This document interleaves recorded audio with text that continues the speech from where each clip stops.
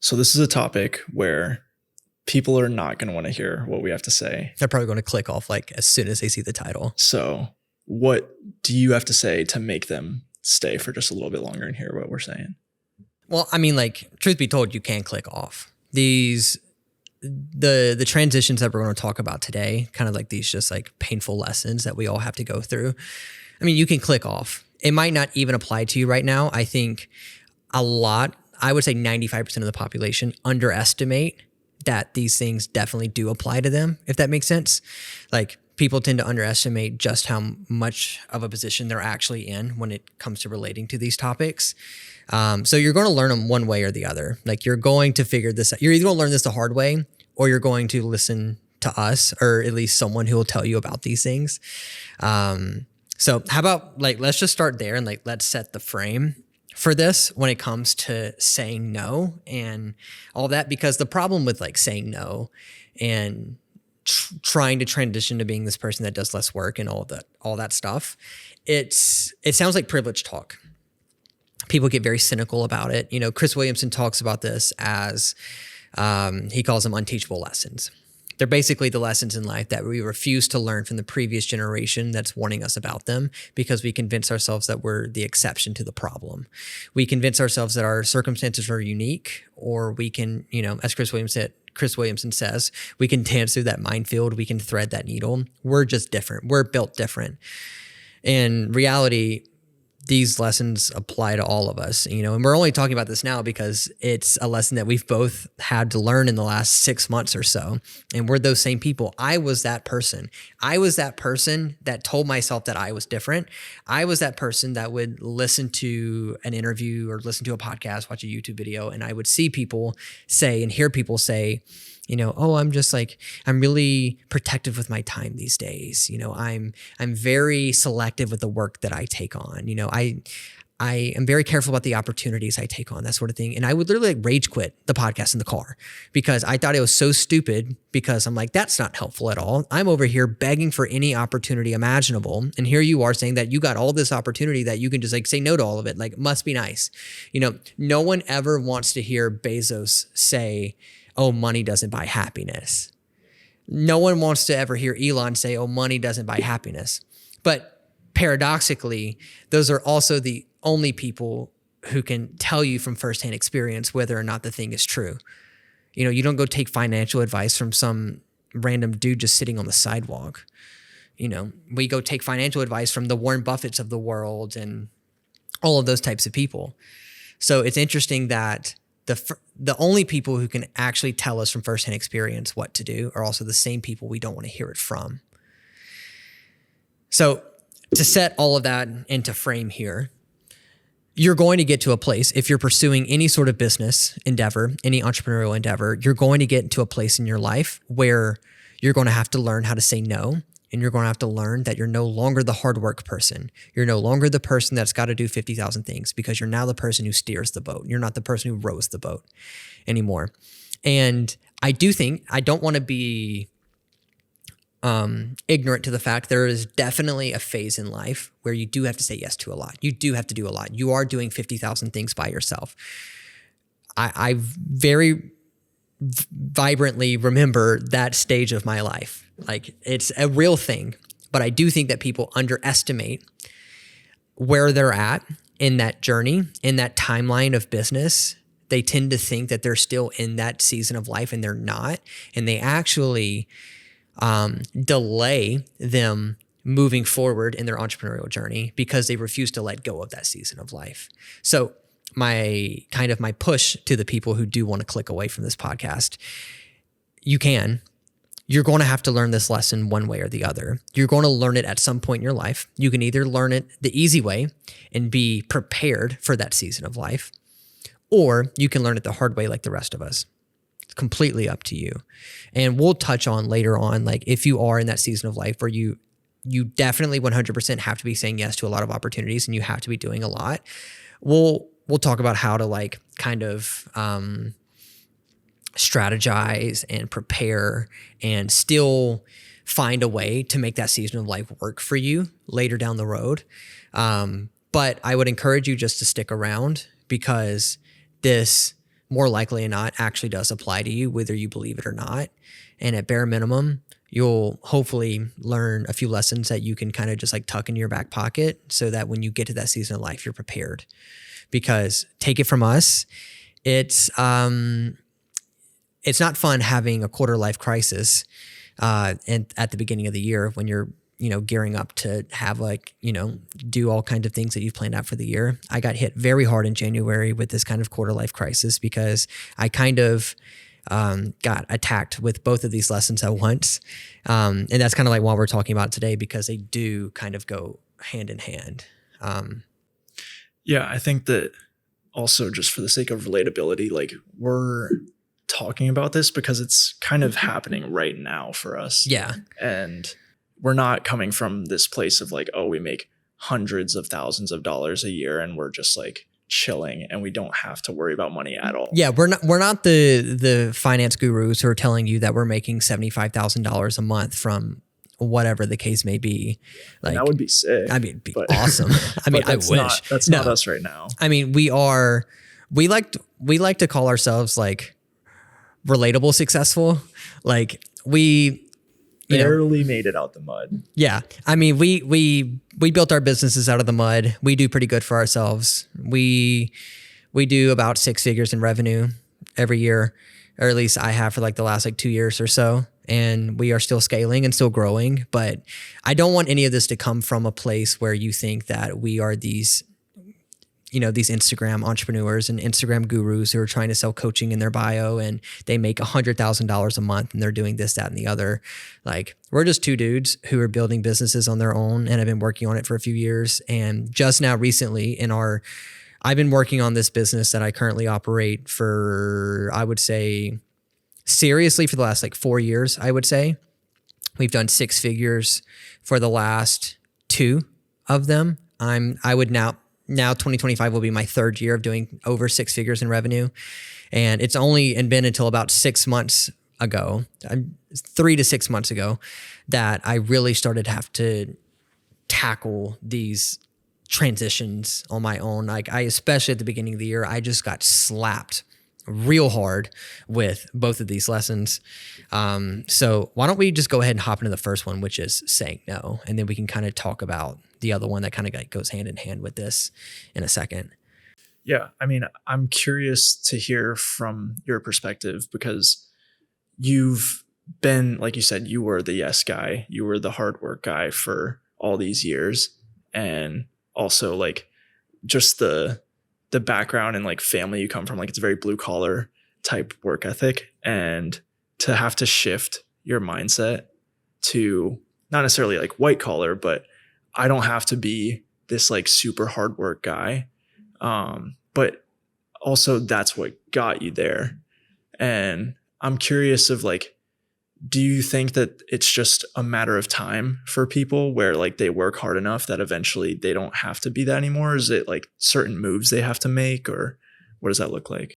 Yeah, I mean, just to kind of give brief backstory, I started a business in kind of the photo video niche. I started building it in my home state of Mississippi, and it just wasn't doing very well down there. It just honestly, it was just one of those situations where the environment just wasn't ready for it and just couldn't support it. The economy in Mississippi just doesn't really have a need for photo video because when you're in a very poor state like Mississippi, photo video becomes a luxury and not a need for a lot of businesses. So I kind of just picked everything up and moved operations to Chicago because I had a few people in my network here and there was a lot more opportunity here, or at least they were telling me that. And so I picked everything up and basically started from scratch. I had a few leftover opportunities in Mississippi that I kind of handled throughout my first year of moving here to Chicago, which I'll touch on more in a second. But for the most part, I didn't have anything lined up here. I barely had anything at all. I moved here. I'm very famous for telling people that. And I literally, we're going to hunt down my bank statements one day to confirm this. But if I remember correctly, the night that I moved all of my stuff into my new apartment up here, I had $102 to my name. So I had nothing. So trust me when I tell you that I've been in that season of life where you have to do everything. You are the email person. You are the phone call person. You are the appointments person. You are the shooter. You are the editor. You are this, you're that. You're all of those things. And I've actually done all of those roles for the last 4 years of me being in Chicago. I moved here in 21, June of 2025 will make 4 years being here. And it wasn't until January of this year that I started outsourcing. And that's why I also talk about how people tend to underestimate where they're at in the timeline of when to start outsourcing and when to start saying no to things.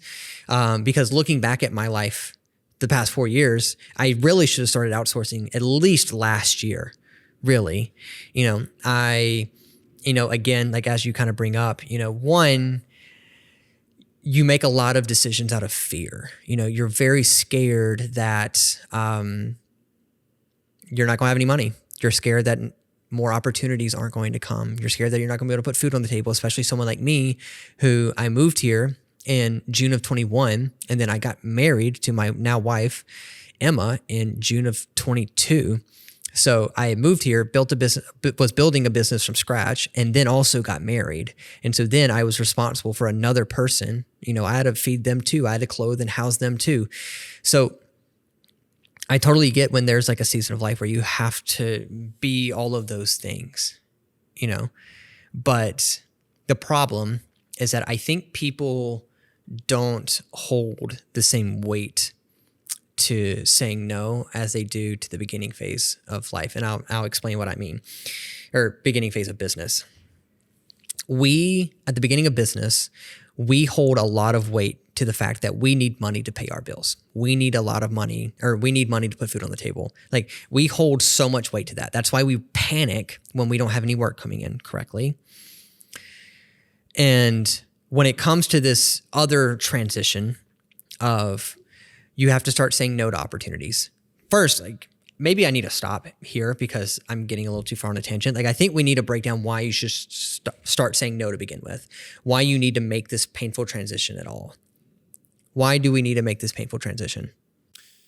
Yeah, I think that if you say yes to everything, then it's kind of the conversation of niche or not. And in business, we both have photo video businesses that it's a pretty easy thing to say yes to a ton of different opportunities. You could shoot weddings, you could shoot concerts, you could shoot real estate, you could shoot commercial projects, social media stuff. And you can do that and you can pay bills that way, but it's going to be really hard to scale that. And there's a lot of value that clients find when you're the pro at this one thing.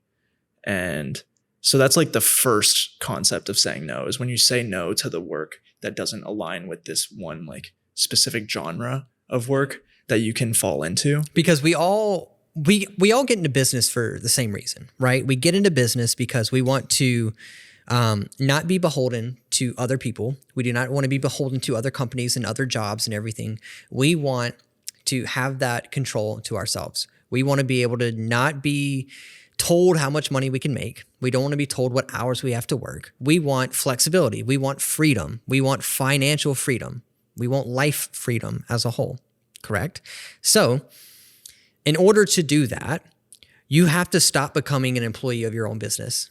And what I mean by that is that, there's that famous kind of funny joke that goes around where, for early entrepreneurs, I traded my 9-to-5 for my 24/7, that's great. No, there's a season of life for that. But why are we doing this to begin with? We're doing this so that we can stop working. We can start spending more time with our families. We can go on that vacation. We can sleep in if we want to. We're doing this so that we have the freedom in life to do what we want to do. Ultimately, you cannot get to that point in life, in business, until you learn that you have to scale. You're going to have to scale to a certain point so that you can stop being a slave to your own business, right? So that is why we say no. There's that famous Ryan Holiday quote. Ryan Holiday says, and I think he's quoting one of the Stoics, probably Aurelius or someone, and he goes, saying yes, I have it right here actually, saying yes is saying no to everything else. saying yes to any opportunity that comes across your desk is also saying no to any and every other opportunity that yes could have been replaced with. So when we want to scale, we have to learn that we got to stop saying yes to everything, because then what that's going to do is force you to say no to the opportunities that actually allow you to scale, actually allow you to grow. We've talked about this in the past where like truly you spend the first 75%, 60% of your, you making your business, you're just refining. You start broad, you start the widest part possible of your business and your niche, and you're just slowly refining your way down. You're slowly refining yourself closer and closer and closer to that one thing that you're going to do really, really well. Like, as you were just saying, people who are really good at one thing sell really well. That's why people say niche down. You look at billionaires like Richard Branson or Bezos or whoever. Like, it's actually kind of funny that people talk so much about diversification when, if you look at all of the really ultra successful in life and the really high performers, they all got rich doing one thing. Richard Branson, he got rich from Virgin. Bezos got rich from Amazon. Bill Gates, he got rich from Microsoft. Like, you don't hear Bill Gates talk about diversifying. You don't hear him say, oh yes, I was working on Microsoft, but I was also working on this thing. And then I just want to be really diversified. So I also did that thing, they all refined down to the one thing that they wanted to do, and they did that thing. Right. So bringing this all together, you're going to get to a point in your life where you got to scale. It's either scale or be stuck. And if you're stuck, then you're defeating the purpose of this whole business thing. I don't know anyone who starts a business just so that they can be an employee for themselves. In the sense that I don't know anyone who willingly trades a 9-to-5 so that they can go work 24/7 for the rest of their lives. No, we understand that there's a cost, there's an opportunity cost there of, we're going to trade our 9-to-5 now and we'll have to work 24/7 now. But in return, if we work 24/7 for a short period of time, we can work whenever we want and however we want for the rest of our lives. I think what's interesting is that a lot of, at least how I see it, the same way that there's people that are stuck in the mundane 9-to-5 lifestyle and that's all that they can think about. I feel like there's another level of that in the beginning of entrepreneurship where people start their business and they think that just whatever that grind phase is what running a business is, and that's it. Yeah, it's kind of like the dopamine thing. You're doing all these things and you're like, I'm doing the thing. I'm so glad you brought that up. I have such a distinct memory of when was this? This was 2018, maybe 2019. I can't remember exactly. But I remember, again, was starting in photo video. You start wide in your niche, and so you say yes to everything. So I said yes to a couple's portrait session. I remember doing that session and I promised them a 4-day delivery or 5-day delivery of the photos.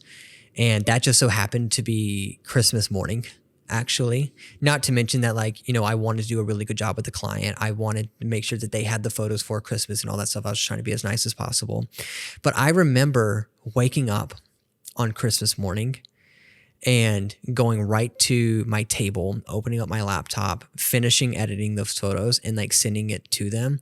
And me the entire time actually being so excited and so enthralled because I thought that was me doing the thing. I was like, I'm hustling, I'm grinding, I'm doing the thing. And then you do that every year for 5 years, 6 years, and you realize, oh, this is not actually what I signed up for. I thought that was just a cool thing that just happens, and then out of nowhere I start making a lot of money. Instead, if you refuse to scale, you're going to be stuck doing that every year, and it's going to get old real fast. Yeah. It's that experience that every business owner goes through where you're so stoked to be flying for a job and all those experiences, getting a hotel on a job and everything's a business expense. You're this is sick. And then you're just in this grind phase. But yeah, once you realize that you can't do that forever. What I think's really interesting, what people would probably struggle with is like, it's this kind of struggle of like what came first, chicken or egg, where people think that the hard work is what is going to get them to scale. But instead it's actually like outsourcing and prioritizing your value in your business that's going to get you to scale. Yeah, it's like we spend our entire first season of business as the hard work person and the say yes to everything person. We start associating all that hard work with the success. Just like what I was just saying, like me waking up on Christmas morning, having to edit photos and send them off to client. And that was me thinking that I was doing the thing. Like we associate all of that with doing the thing. And we associate all of that with success because that's the only thing we can do. I'm not sitting here saying that like you should be doing something else in that intro season to entrepreneurship. Like, no, you got to do those things. But it's just so painful because, and it's just so like, it just like hurts your brain because you spend an extended period of time doing the only thing you can do. And that the only thing you can do is the thing that's allowing you to get to that, allowing you to get to point B from point A. And then out of nowhere, you then learn, oh, I can't do this one thing anymore. And I got to change this one thing. Like people, like it's the same thing just like with habits. Like you have this one thing that you do for an extended period of time. And once it comes time to stop that habit, like it's very hard to stop. You just like can't wrap your mind around it. And like you kind of go through this like weird, like honestly, like guilt complex. It's an identity crisis. Yeah, like 100%. Like I got hit hard at the beginning of the year because this is the other transition that kind of just like goes hand in hand with saying no. Not only do we associate saying yes to every opportunity as doing the thing and being successful, but we also associate with being that hard work person with doing the thing. We associate like us grinding and sending the emails and sending the invoices and shooting the job and editing the job and doing this and doing that. Like we associate all of that with doing the thing. And especially like someone like me who comes from a super blue collar background and comes from a very hardworking family. Like I still to this day, like my dad is the epitome of hard work. You want to go see a picture of actual hard work? Go spend a week with my dad. And that becomes your identity. Like, small town kid from Mississippi, like hard work is your identity. Blue collar is your identity. And then you're told that it's no longer your job to work hard. Like it's also like an ego thing. Like, who are you to tell me that I'm not supposed to be working hard anymore? Like you throw around these ideas of like, like there's no way like hard work isn't the answer. Like, hard work is the answer to everything. Hard work is what got me here. Like, also, it's so disrespectful to the people out there who don't have that ability. Like, I won't allow myself to be the person who looks down on the people who work hard.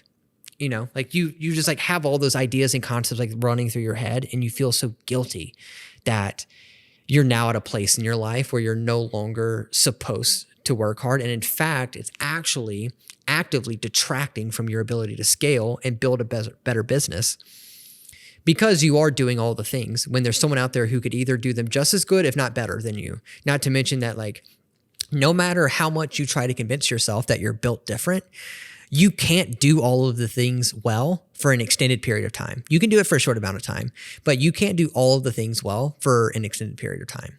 You just can't. Yeah. It's actually funny. Literally today, for an example, I was sitting there at my desk and this was more of like a personal life thing, but I find this all the time with business stuff too, where I've spent the first 3 hours of my day, whether it's answering emails or phone calls or some other just simple task that I'm not actually like, I don't feel like I'm actually getting any work done. And I said today, I was like, I'm ready for a personal assistant. Like, I just can't handle doing all these small tasks. And that leads me to, I'm curious because I don't know if the audience necessarily has an idea of what would be a good thing to outsource or not. And because you have started that process, I just want you to like, I guess, give an idea of where you started with outsourcing and what that looks like for you. Yeah. you have to be, you're going to learn through this process that you have to be really honest with yourself. And I don't think you can start this process until you actually learn the ability to be honest with yourself, because it's going to take a lot of self-honesty and a lot of self-reflection to go through this process of understanding that you are now the idea guy. You're now the guy who's steering the boat. You're no longer the guy who works all hours of the day. You're no longer the guy who takes on every opportunity because he's scared he can't put food on the table. Like, you got to be really real with yourself.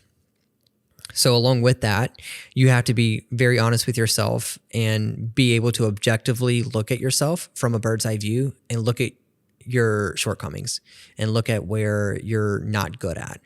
You know, I really struggle with money management. Like, I like to think I'm really good at making money. I'm not that good with handling money. It's not that I have like really bad habitual spending or anything. It's just like, it's never the handling money part is just like never really interest me. And if it doesn't interest me, I just don't even think about it. So like, you know, Cyrus looks at my financial situation sometimes and he just like cringes because I'm like, oh yeah, like I made this amount of money this month and it's just like sitting in my sock drawer. And, you know, like I have no interest in figuring out the best account to put it in and what ETF I should do here and what index fund should I do here. And, you know, I should keep this much cash reserve in my business account and then I should do this and do that. Like, it's just, I'm just not that guy. I'm only interested in making the money. I'm not interested in really doing anything with the money. You know, I'm not a very materialistic person either. Like I truly don't spend a lot of money on like super material possessions. So the first thing I outsourced was bookkeeping. You know, again, I'm very terrible with managing money. I'm very terrible. I'm the world's worst at even the most simplest of financial business tasks, such as setting aside, you know, the general rule is like 30% of your income for taxes. The world's worst at it. I even told myself this year that I was going to take it more seriously. I mean, like I have a bookkeeper, but like they don't touch my accounts. So I still have to manually, you know, transfer money and stuff on my own. I told myself that I was going to be super serious about it. Cyrus watched me set up the accounts and stuff literally the few weeks ago. And what do I know? I've gotten paid for like 4 jobs in the last like week and a half. And I just didn't transfer the money until like last night. And I just did like a rough calculation. Like I got so bored of doing the money calculations because like, yeah, like I might've got paid $4,000 for this job, but I already know that I got to pay 2 subcontractors out of that 4,000. So technically you want to subtract your expenses first and then take over what's left of the expenses or like what's ever left after subtracting expenses and then take the 30% of that. I'm not doing this. I transferred just a random number into my tax account and I just like, I'm going to deal with it when tax season comes around next year. So all that to say, first thing I did was outsource bookkeeping. Cyrus even made fun of me when I first did it. He said it was a waste of time and a waste of money, or not a waste of time, but a waste of money. And I could do this myself and all that because it's not the cheapest thing in the world. But I was like, no, like I'm literally going to screw this up because I just like have no interest in doing it. And I'm either going to mess it up or I'm just like not going to pay attention to it. And then it's going to be the night before my taxes are due. And I'm going to be begging Cyrus to fix this with me. Something that I'm looking to outsource next is emails. I was listening to Dan Martell the other day and he just like preached this so hard as sending emails. I'm just terrified because of someone just like sending something that I don't agree with or like, or they like mess something up. But I mean, that's kind of the growing pains of scaling business and you got to make sure that you hire the right people. But that was like the number one thing. And that's the main thing that I outsource. I also outsource my editing now as well, which is huge for me. And it's been a breeze so far. That's honestly what really made me spiral at the beginning of the year. Just because if you're in any sort of niche within the photo video world, you know that editing takes up so much of your time.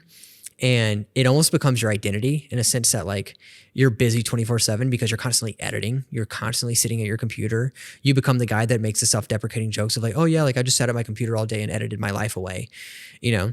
And when you remove that huge portion of the pie chart of your work life away, you literally like spiral a bit. You come to work, you come to your studio, like what we do. We have a studio here. I come into the studio and I have no idea what to do with myself for the day. Like, what do you mean I don't have to edit a project for 6 hours today? Like, you know, and that again, all of that leads into the whole, like, you're not the hard work person anymore. You are the idea person. You are the captain of the ship. You are no longer the rower of the ship. You know, it is now your job to secure more jobs. It is your job to make sure that the jobs go smoothly and everything looks good. And you got people now that do that for you. Yeah, I'm curious to ask and see your perspective, because you are now, I feel like I'm a little bit ahead of you in that process. What are you looking out for when it comes to those things? Like, what are you already thinking about as like kind of like your weakness already? And kind of like, how are you strategizing for that transition? I have realized, not necessarily recently, but over the course of the last year. I mean, I was working a 9 to 5 for the last year as like a videographer, editor, and the pain point of that job was the editing. Like we said, it's brutal. And I've learned that, and this is probably the case for anyone in the photo video world, like editing is not fun unless you're super stoked on the project. And the reality is that's not going to be the case for most things. And we were having this conversation today of like, I have a few jobs in the next month, and the next month is going to be pretty crazy, but trying to decide, because I have the choice of shooting and editing or just shooting. And this is very pertinent to this conversation of like, I am someone that would always go for more money. Like that's always how my mind works. If like I hear the number rather than the job. Yeah, it's that scarcity mindset of like, Yeah. oh, like I gotta have money. I gotta have money. Yeah. And I've never been able to like look past, okay, the edit is an extra $1,000. I'd actually rather not make that and keep my sanity and not do that. Not to mention that like editing is so time intensive that it kind of goes back to that quote of like, saying yes to this is saying no to everything else. You know, sure, that $1,000 might sound good, but you just see the dollar amount and you don't see the 13 hours it's going to take you to do that project. And within that 13 hours, you don't realize the opportunity cost that you're missing out on, or the opportunity cost that you're paying, because for the next 13 hours, that's all you're doing. And you have to say no to 5 other opportunities that came across your desk. Yeah. And over the last year, my favorite jobs were the ones where I could just show up and shoot and leave. And that was it. And I didn't expect to necessarily be able to take that into this next season of work, because a lot of that was second shooting weddings and maybe like first ACing on a few projects. But there's actually opportunities where I can do so. And like I said, I have that choice. And so I think that editing is something that I'll probably try to stay away from as much as possible for my own sanity, because I love shooting. Like I love using a camera, and that's fun, and being able to use your creative eye and make beautiful images or shots or whatever. But yeah, editing is definitely that thing. I'm not at a point yet where email would make sense. Dog, I need it so bad. Personal life though, meal prep. Dude, if I could just never meal prep and have someone cook for me, that would save me so much time. I enjoy cooking. It's just like at the end of the night, like I meal prep for the week, and it's just like peaceful and bliss. I just like turn on like whatever on the TV, it's in the background, and I'm just like cooking away. It's the best. Okay. With all of that, I do think it's important that we also kind of just like cover why we should be saying no and when should we be saying no, you know? Yeah. You know, again, there is that early grind phase in your life where you're going to have to be saying no, there's that early grind phase in life where you're going to have to be saying yes to everything, and you're going to have to do a lot of hard work. So to address that though, again, why do we say yes to everything? It's because we're scared. Okay. I think ultimately it's not even necessarily that we're scared that we're not going to be able to put food on the table. I think deep down, we're scared that we didn't build a business good enough to weather the storm. You know, we're not scared of saying no because we're scared that if we say no to this $500 job, that, you know, the other $500 job won't come. or scared that we didn't build a business good enough to bring that extra $500 in, you know? So you have to be working towards building that business that you can trust. You know, that took me a long time to learn here, is that I got to learn to trust my business, and I have to build my business up to a point that I can trust it well. So what does that look like? Like what did it take for you to trust your business? What do you think are the keys to actually, like, honestly, dude, like I wish I could give you some like magical, like very dialed Hormozy quote about that, and I just can't. You just get to a point where you get so exhausted from being worried about opportunities coming and money coming in, that you legitimately just like have to let go. You know, also having a large credit line helps because, at least for me, like I actually find, you know, we're both credit card people. I find a lot of solace in my fat credit line because I know if all else fails, I can just take on a bunch of debt and like be alive. Because, you know, I'm a money making person. Like I enjoy the process of making money, and I think I'm pretty good at figuring out how to make money. So like credit card debt doesn't scare me because I know I can always like make more money. I know that sounds kind of like contradicting in a way, because like I'm saying that like I feel like I'm good with making money, but I've also gone through periods of life where I'm scared that opportunities aren't coming in. That's the reality of that. Like, I mean, like there's going to be times in your business where you think you're really good at something, but also you're going to be worried about the thing that you think you're good at. But yeah, you just get sick and tired of being sick and tired, and you just have to let go, or you're going to drive yourself up a wall. You have to learn at some point that you being stressed out about opportunities coming is actively hurting your business, because it's taking up so much of your mental energy and mental capacity that you're also failing in other areas of business, which actually complete the negative feedback loop of you not getting business. We get so worried about not getting opportunities that we get so stressed out to the point that we're failing in other parts of our business, which then force opportunities away because people don't want to work with us, you know, and negative feedback loop complete. yeah, You know? yeah, So you just like, you have to learn that you got to control the things that you can control. And you have to understand that like, at the end of the day, like it doesn't help your situation to be so stressed out about it. Like do the work and do the things that you can control, and the rest will figure itself out. You know, I feel like that's part of that kind of like that concept of, you know, I've heard a director that I follow, Ryan Booth, talk about just like positive momentum as a whole. He talks about how like the more things that you do, the more positive momentum you build in your business. And there's just something, call it the universe, call it luck, call it God, call it whatever you want. Like once you start doing enough of the right thing, the positive momentum will build and the opportunities will come. There's a quote by Hormozy that talks about the idea. It's more in your personal life, but I think it could be applied to business as well. That talks about you have to outwork your self-doubt by providing.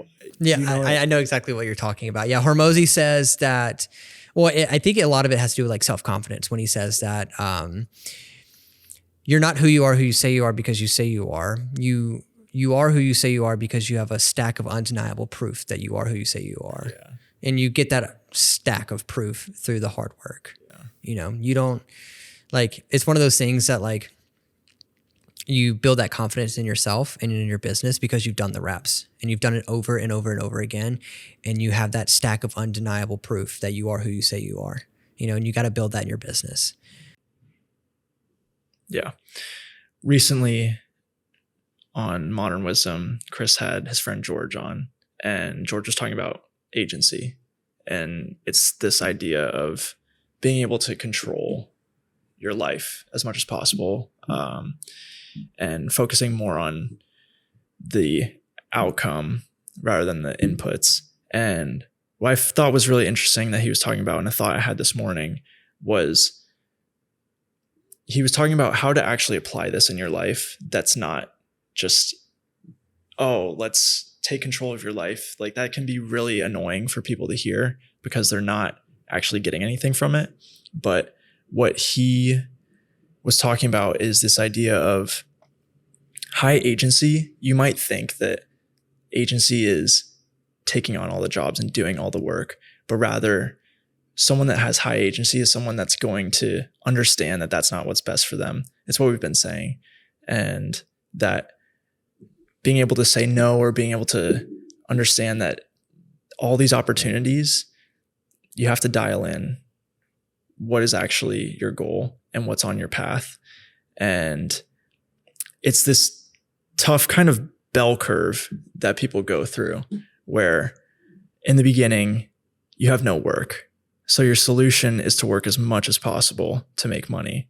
But like we said, our goal is to get out of that grind phase. And to do that, you have to outsource so that you're actually working less.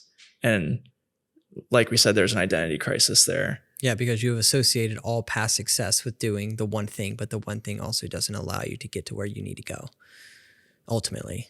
Kind of tie everything together here.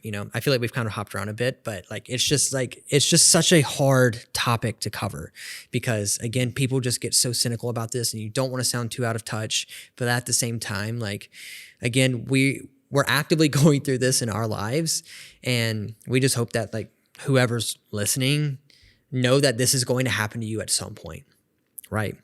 So again, learning how to say no is essential for scaling your business and to ultimately achieving your goal. What's the goal in the first place? We all get in entrepreneurship and business because we want to escape the rat race. We want life freedom. We want financial freedom. We want to get rid of the 9-to-5. We do not want to spend the rest 60 years of our life working. We want that freedom. So how do we achieve that?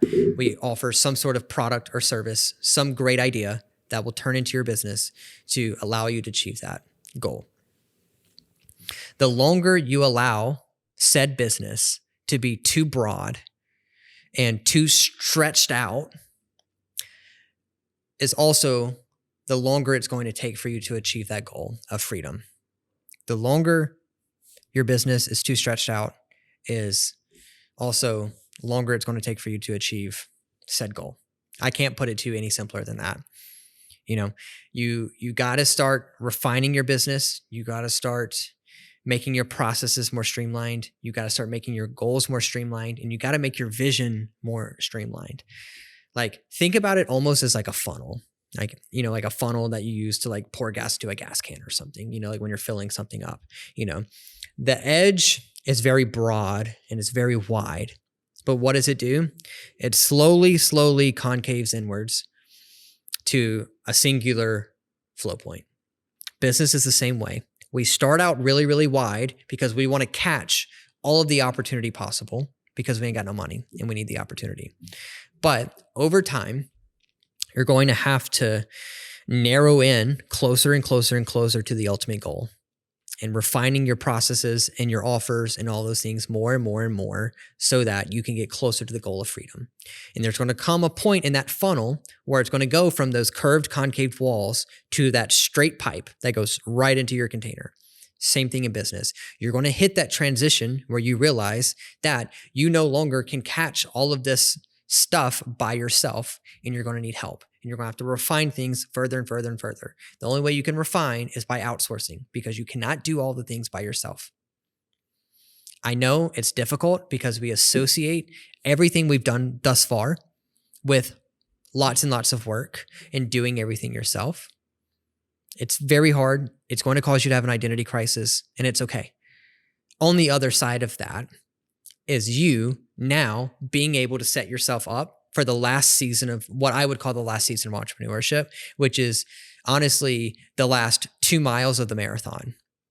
Once you have refined things and you've outsourced things and you have really started that scaling part of your business, you're almost at the finish line, truthfully. We were actually just talking about this morning, that, there's that study where, back in 2010, they said that happiness capped out at $75,000. You track that for inflation today, happiness caps out at about $105,000 a year.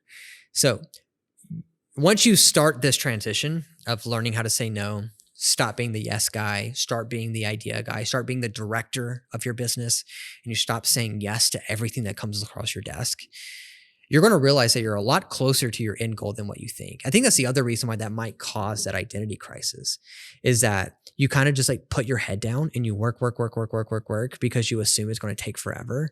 And then next thing you know, like, oh, the finish line's like right up there. Like, what have I been doing like the last, like, however long? Like, I didn't even catch myself at the midway point. Yeah, you've got to start saying no. You got to start understanding that if you're going to set your business up for success, then you're going to have to swallow your pride, swallow your ego, and learn that you're no longer that guy. Your business doesn't need you to be that guy. Your business needs you to be something else. And you got to step up and make that transition. You got to step up and be that person. Like when I first got married, like my wife needed me to be a provider. I had to step up and be that person. Now, not to equate my business to my wife, she would hate me for that. But now your business is asking you to be a specific person, and it's either step up and be that person, or honestly, like maybe even permanently hurt it in a way. Like spending too long in that first season of like that grind season could potentially like irreversibly damage your business. You might miss out on an opportunity that could have changed your life. You could, shove away a certain client because you did a bad job because you were stretched too thin. There's so many possible ways that can go really, really bad and permanently damage the thing that was supposed to give you freedom. Yeah. I think also to avoid burnout as well. I think that we have this glorious view of our business in the beginning, and then pretty quickly we realize, oh, this is a lot. And if you stay in that grind phase forever, you're going to burn out to where, like you said, you're hurting your business. If you don't scale in time in that window where you have the opportunity and the chance to, you're going to get stuck with these low-level jobs, saying yes to everything, being the hard work guy, and you're never going to get out. And then you're going to burn out. You're going to hate what you do. And then suddenly you're in the same position as if you just took a 9-to-5 route and you never reached the escape velocity. To tie then, and then to just cover lastly, the second transition of this, I touched on it earlier. In this transition, you're going to feel a lot of weird things. You're going to feel a lot of difficult things. Like I said, I struggled in particular with a lot of identity issues and a lot of guilt. Like I felt guilty waking up in the morning and not needing to bend myself over backwards for my business. Again, coming from such a blue collar environment in a blue collar family, and you just associate hard work with doing good things. And not to say that hard work isn't good. Hard work's great and it's needed. But in a particular season of your life, not your whole life. You're going to feel all of those things. But no, like I love that Hormozy quote. This is actually probably my favorite thing I've ever heard Hormozy say. It's that simple quote of, this is what hard feels like. All those feelings that you had at the beginning of your entrepreneurial journey where it was really tough for you to not have money. It was very hard for you to have to eat ramen every night because you can't afford anything else. All of those feelings of hard, also know that these feelings are part of that.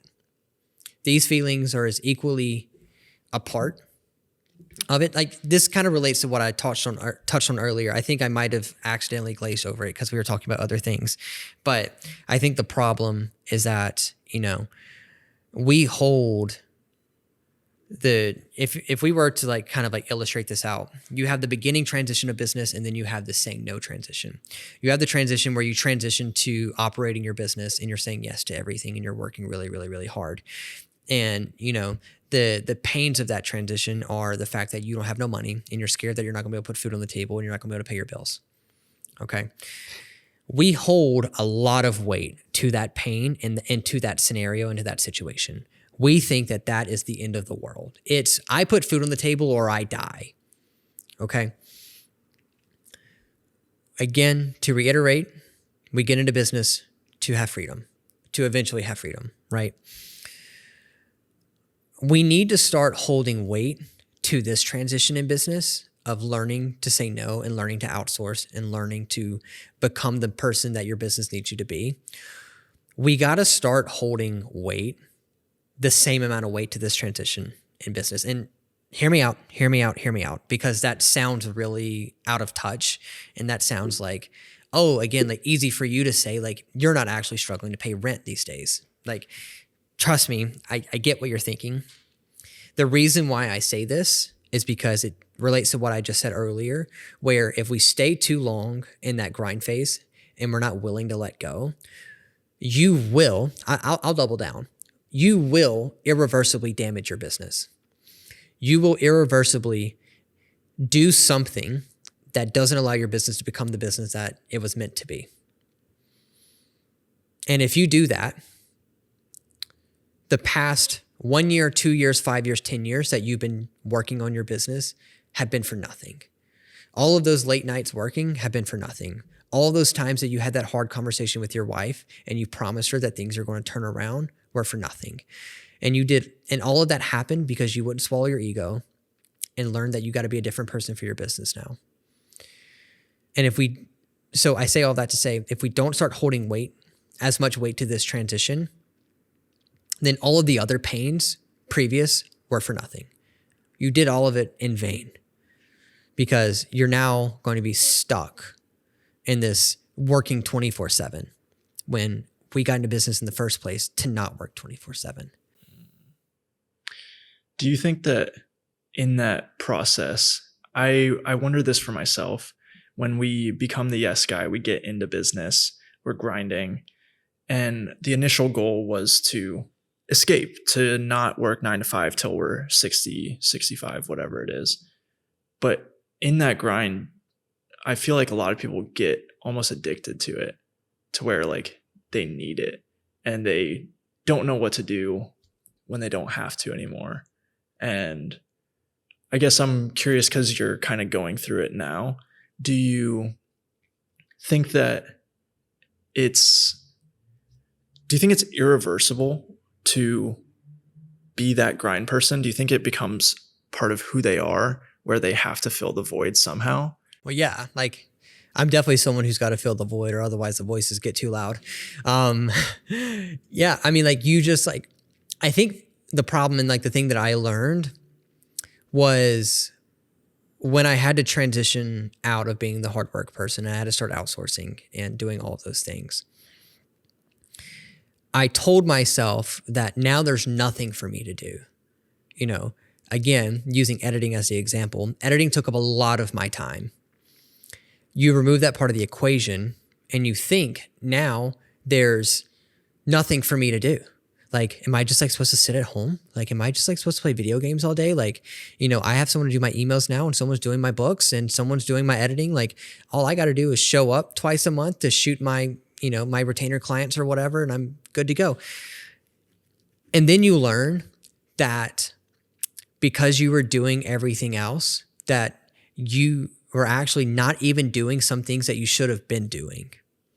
You know, for example, I was doing everything for my business. Okay.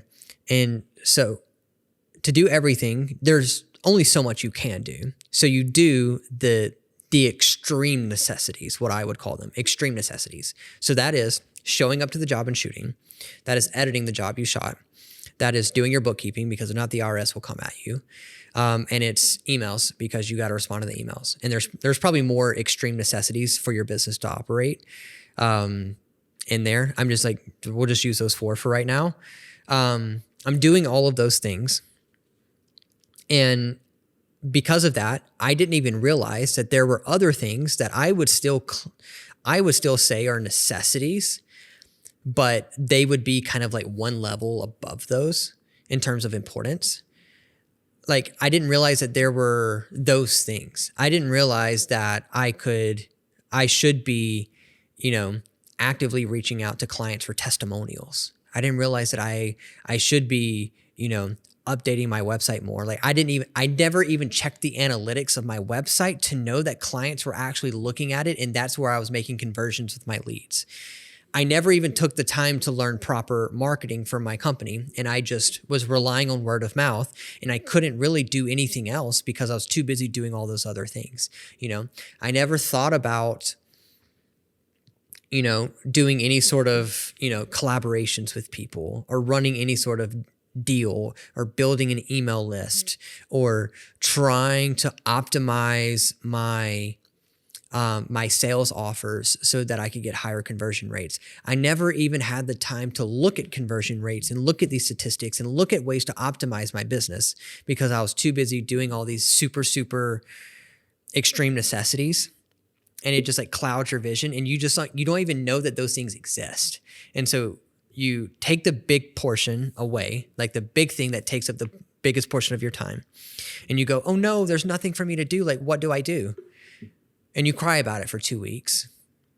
And then you slowly start to realize that, oh, like I need to be doing this thing, like, oh, I should be doing that thing. Like, why haven't I been doing that thing? And you go, oh, it's because I haven't had the room to breathe because I've been doing all these other things that I didn't realize that was a necessity. Like, you know how embarrassing it is to be considered a quote unquote successful business owner and you go out to dinner with like a couple of other like fellow business owners and whatever, and you get to the dinner table and they're like talking and you're talking to someone who obviously like isn't as like quote unquote like objectively as successful as you. And they're like, oh yeah, like I did this thing the other day. And you're like, what? Like, you do that? Why do you do that? And they're like, oh, because of like this, and this. And you're like, I haven't been doing that. Like, here's an example. People are going to roast me for this and it's okay. We're here for transparency. We're here for education. I made my first $100,000 before I knew that I needed an LLC. I made my first $100,000 before I even knew that I needed an LLC. I'll let that sink in. Because I was too focused on putting food on the table and making money and doing this and doing that, I didn't even take the time to read proper business mechanics and rules and all that stuff, let alone the fact that I just made over $100,000 and I'm set up as a sole proprietor and not like an S corp. And then I got absolutely torched with, self-employment taxes. I learned that lesson real fast. Yeah, like I'm literally at the studio one day. And like I'm working and I'm feeling good about myself and I'm looking at my CRM and I see that like I'm projected to do over 6 figures by the end of the year. And I'm like, I'm chilling. Like I'm doing good. Like I'm 21 years old. I just made my first 6 figures. Like my high school class is still in college right now getting their stupid communications degrees. I'm chilling right now. And here comes little old whoever, we'll say Bill. Bill comes into the studio and, he's just visiting and he runs a super, super small wedding photography business out of South Dakota. And he's making like $45,000 a year. And he's like, yeah, like I just had a phone call with my CPA. Like we got all my LLC stuff done and, I'm going to start doing this so that I can save taxes here. And I'm just like hearing all this stuff. I'm like, what are you talking about? But you don't want to say anything because like you don't want to look that bad in front of people. But then like you on the sly later on in the day and you go and Google search all the things that they were talking about and you're like, oh no, I haven't been doing any of these things. So to relate it to that scale I brought back, you being an LLC versus a sole proprietor isn't probably quite on the same necessity level as you emailing the client back so that you can secure the contract, right? Or you getting a client that wants to book you and you sending out the contract. Sending out the contract is probably the more extreme necessity in the scenario. But right above that is you learning that you got to have a proper legal structure to your business in order to operate. So one, the IRS doesn't come after you, and 2, you don't get wrecked during tax season. You get what I'm saying? Yeah. So you just don't realize that those things are there, and you don't realize that those are things that you could be doing right now. And then you just feel you fill your time with those things. Now like my days look a lot different than what they did 8 months ago, because now like I'm doing all these other things that are optimizing my business and helping me along that scaling process. Yeah. I think that another thing too, that when you're stuck in that grind phase, you might think that the idea of scaling or outsourcing is just you losing money and profit. But what you're not processing is that, one, not only are you able to now do more because you're not having to do all of the other jobs that are a part of this, but you're also arguably providing a better quality because you're hiring people that are better than you at those things and can focus on that one thing. Yeah, it goes back to like that swallowing your ego thing. Like, you want to think that you're built different, but truthfully, most of the population is not built different like that. I promise you there's someone out there who can send emails just as good as you. There's someone out there who can edit just as good as you. There's someone out there who can do whatever you do just as good as you. Just as good as you. Hormozy, I actually watched a video the other day, and Hormozy was talking about this, and he goes, okay, let's assume you are built different. Okay, let's assume you're just so good at the things that you do. You might not be able to find one person who can do things better than you or just as good as you. But I bet you can find 3 people working together who can do one thing just as good as you. Like,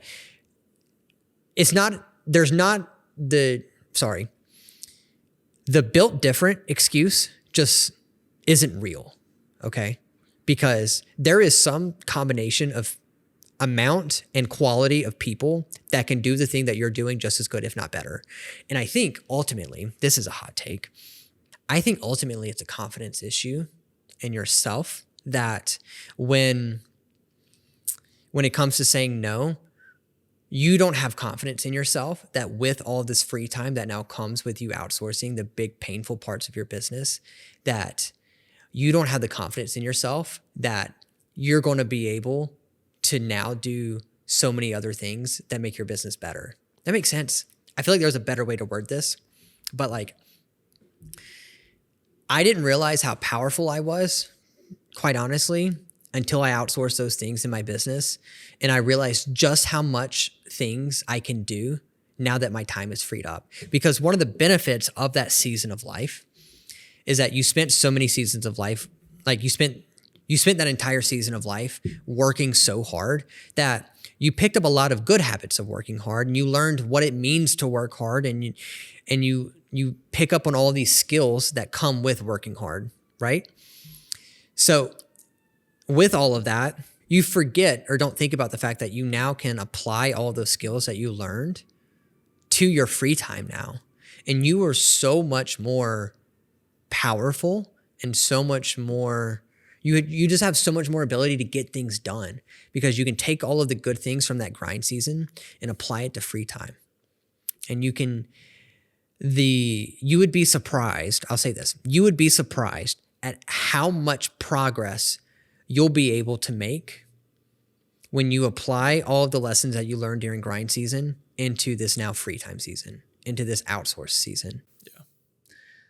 This might be a bit niche of a question and topic inside of this, but I'm interested in the idea of how to make outsourcing approachable, because a lot of people get super overwhelmed by the idea of like hiring someone. And I see it a lot online. A lot of social media people or YouTubers or whatever, they build a business and then they build this massive team around it. And now they have 10 full-time employees that are all answering back to them. And suddenly they're like, holy crap, I'm no longer doing the thing that got me started, but now I'm just a manager.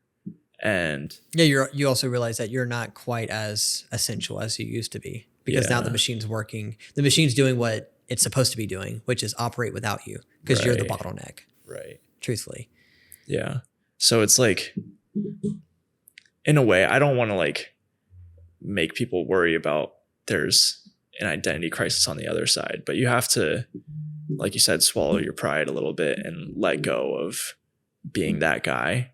Yeah. And be willing to, if the end goal is to escape or have freedom, if that's your end goal, then yeah, you need to let go of those things and be willing to let other people run this for you. Yeah. But like you were saying, like trying to make hiring more like approachable. Mm-hmm. Like, I think people don't understand that outsourcing doesn't necessarily mean like bringing someone on as like a full-time employee. It doesn't mean that like you got to have someone on salary. It doesn't mean that you got to go now be the full-time caretaker of someone else, because with that comes like the whole like pressure of, I got to make sure I make money, because if I don't make money, then I can't pay them, and then they can't put food on their table. And you repeat all of the stresses of that first grind season in life. Yeah. It doesn't have to be that. Literally go hire someone on Fiverr. Go hire a VA for 5 hours a week, 4 hours a week on Fiverr. Go the subcontractor route. All of my people that I outsource to are not employees of mine. They are subcontractors. They are people that they invoice me, I pay their invoice, and they do the thing for me. Like, it does not have to be this employee relationship. It can be a subcontractor relationship, and you can just dip your toes into it and just like figure out like what systems you need to implement so that it's a smooth process for you. Again, go on Fiverr, Upwork, whatever these websites are, and just pay a flat fee, hire someone for 3 hours a week, 5 hours a week. Just hire someone to go through your emails, hire someone to reconcile your bank statements, like whatever you need them to do. Just go find a subcontractor that can do it for you. And it's a one-time thing. You don't have to have any sort of long-term contract. You can see how it goes. And if it doesn't work well for you and you need to outsource and elsewhere, like do that. What's like, I don't see the negative of going and spending, like you'll go spend $100 on whatever useless business expense, but you won't spend $100 to hire a VA for a week to see, what part of your business you need outsourcing. Like, seems kind of silly to me. And so like, it can be that easy. It does not have to be this whole like putting out a listing on Indeed and trying to hire someone full-time and all that stuff and having a person on payroll. Like, just go hire a subcontractor for a few hours a week and see how it goes. Yeah. It's never been easier to test it's actually it. never been easier to outsource, because there's so many people out there who do want opportunity and stuff. And there's so many people who are willing to, do the work, like, and they make it as easy as possible. Like, again, like I've used contractors on Fiverr and it's been great. I've used contractors on Fiverr and it hasn't been so great. But that's part of the business. But ultimately, like, it's so much better and so much easier than instead of like having to make some sort of long-term commitment with some sort of employee. Yeah. So I think to kind of put a bow on this whole concept, we get into business specifically as entrepreneurs so that we don't have to work the rest of our lives. The first grind phase is working 24/7. It's not 9 to 5, it's 24/7. And if you get stuck in that, you're never going to reach your end goal. And so you're putting your pride down, you're getting rid of your ego, and you are willing to outsource, you're willing to say no, you're willing to do what it takes to scale your business. And that's the only way that you're going to actually get out, in a sense. You have to scale. That's like, end of the day, like that's why we preach scaling. It's because scaling is the only way to get to the point where you want to be. You got to scale. The only way to scale is to keep refining your business. How do you refine your business? By saying no. You got to say no more. There's that Warren Buffett quote. I have it written down right here. Warren Buffett says, the difference between successful people and really successful people is that really successful people say no to almost everything. You've got to keep control of your time, and you can't unless you say no. You can't let people set your agenda in life. You can't let your business ultimately set your agenda in life. True, too. Like, you got to, like, people here is completely interchangeable with business. You got to scale your business so that you are no longer the bottleneck and you no longer have to do all these things by yourself. Should we also, really quickly, I know we promised at the beginning of the episode that we should, like, for the people out there, I hope, and I pray that the people who are in that grind season, who still do have to say yes to every opportunity that comes across their desk, I hope that they're still listening. Because we did promise at the beginning of the episode that we wanted to speak to them kind of directly and what you can be doing in that grind season to prepare yourself for this transition. And so I think the best way to go about that is, let's kind of give them the different ways to say yes and the different ways to say no, so that they're still kind of setting themselves up for success, and you can kind of start that refining process without so much fear. I mean, to begin with, every yes and no, there's there's a value behind it. Every situation is different. It's not like every job is the same where there's the same opportunity involved. One job might be, let's say, a bar mitzvah that you can't promote. You're not getting anything out of it other than the monetary value. There's other jobs where you might have access to people that can give you more opportunities and provide value for you. So there's different ways that you need to approach these things based off of how they provide value for you. So I think like the first thing there is when you get an opportunity, start training yourself now to not just automatically say yes. Like, do not be the person that when you get the text message asking for an opportunity, do not be the person that just immediately says yes without checking your calendar or anything. To boil it down here into an actionable step, when you get an opportunity, we're still going to say yes. We're not telling you to say no right now. You're in that grind season where you got to pay your rent. Okay. You got $50 in your account right now. What you need to start doing though, is you get the text message, you get the email asking for the job opportunity. Sit there and think for a minute. What is this doing for me besides giving me monetary value? Who can this connect me to? What other opportunity can I gain from this? And how can I leverage this to further my business in some way outside of just monetary value? Okay, continue. Well, one thing that I think is a specific way to kind of say yes, kind of say no, is something that I was never accustomed to until I moved here and saw it for the first time. And it's the idea of being the communicator, but kind of, in a sense, paying like a subcontractor to do the actual job for you, but you're still in charge of client relationships. Yeah, and you just like kind of take like a fee. Yeah. And that allows you to be the one that gets the job in the future as well. I was stuck in this headspace where I thought that you either were available and could say yes, or you just had to hand it to someone else, and that was it. No, you are fully allowed to take the job opportunity and then subcontract it out, and you still take a percentage of the fee. That's very common in our, like, we come from the photo video world. That's super common in what we do.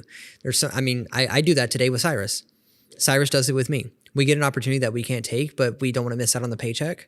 We subcontract it out to the other person and we take a percentage of the job, and we handle the communication and anything else that might have come along with the job, you know? And that's also your first introduction to the idea of outsourcing, actually. Yeah.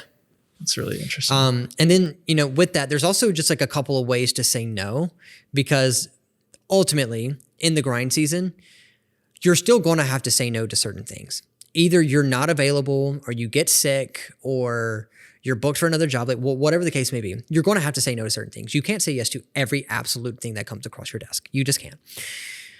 So the best way to go about that though is to be strategic with your no's. You don't want to just be giving the direct no.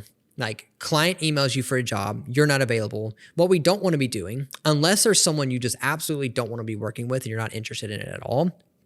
I mean, we're in the grind season, so you don't really have that luxury.